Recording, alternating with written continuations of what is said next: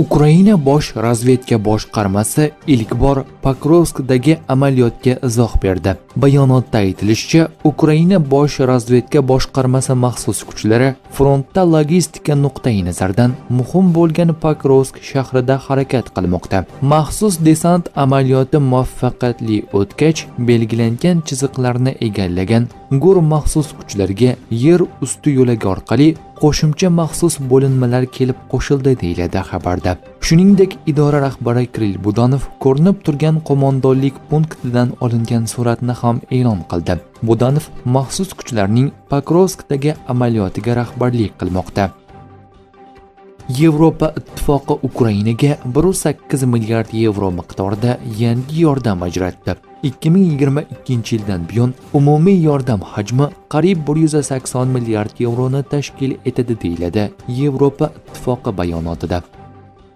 Sky News: Rossiya 2025 yilning 9-oyida butun 2024 yil davomida uchirilganidan 4 baravar ko'p shahid dronlarni uchirgan. Telekanalning Xalqaro strategik tadqiqotlar markaziga tayanib xabar berishicha, Rossiya joriy yilning yanvar-sentyabr oylarida 44 mingta shahid va uning turli modifikatsiyalarini uchirgan. Ulardan taxminan 64% urib tushirilgan. Bu esa 2024 yildagi 68% ko'rsatkichdan past.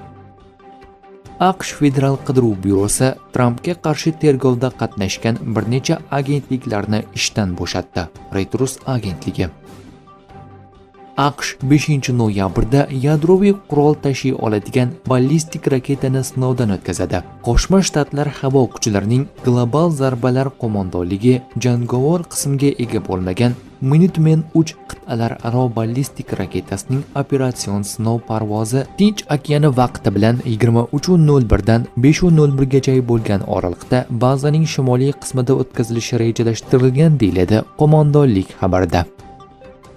Polsha Rossiya tahdidiga qarshi o'zining dronlarga qarshi devorini yaratdi. Bloomberg: Varshava Umirova loyihasini kutib o'tirmasdan uchuvchisiz uchish qurilmalariga qarshi milliy kurash tuzumini ishga tushirmoqchi. Dastur dronlarni aniqlash, to'xtatish va zararsizlantirish texnologiyalarini o'z ichiga oladi deb yozmoqda agentlik. Dastlabki elementlar 3 oydan so'ng ishlay boshlashi, tizimning to'liq ishga tushirilishi esa 2 yil ichida amalga oshirilishi kutilmoqda. AQShning NATOdagi doimiy vakili Uytaker Kiyevga keldi va Zelenskiy bilan uchrashdi. Bu haqida Matthew Uytaker X ijtimoiy tarmog'ida ma'lum qildi. Qo'mondonlar frontdagi pozitsiyalar yo'qotilgani haqida hisobot berishdan qo'rqmasligi kerak.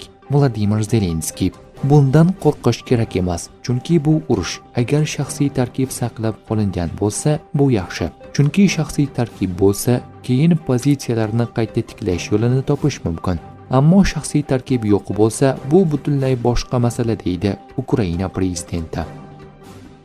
Shimoliy Koreya Pentagon rahbari Pete Hegseth Janubiy Koreya va Shimoliy Koreya o'rtasidagi demilitarizatsiya qilingan hududga tashrif buyurgan paytda taxminan 10 ta raketa uchirdi. Yonhap agentligi.